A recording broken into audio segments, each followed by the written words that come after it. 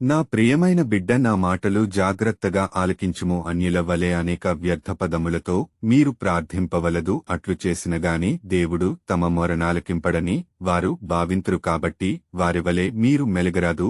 మీకేమి కావలెనో మీరు అడుగక మునుపే మీ తండ్రి ఎరిగియున్నాడు. మీరెట్లు ప్రార్థింపుడు: పరలోకమందున్న మా తండ్రి, నీ నామము పవిత్ర పరపబడును గాక, నీ రాజ్యము వచ్చునుగాక, నీ చిత్తము పరలోకమందు నెరవేర్చున్నట్లు భూలోకమందు నెరవేరునుగాక. నేటికి కావలసిన ఆహారమును మాకు దయచేయుము. మా యొద్ద అప్పుపడిన వారిని మేము క్షమించున్నట్లు మా అప్పులను క్షమింపుము. మమ్ము శోధనలో చిక్కుకొననీయక, దుష్టుని నుండి రక్షింపుము. పరులు చేసిన దోషములను మీరు క్షమించిన ఎడల పరలోకమందలి మీ తండ్రి మీ దోషములను క్షమించును. పరులు చేసిన తప్పులను మీరు క్షమింపని ఎడల మీ తండ్రి మీ తప్పులను క్షమింపడు.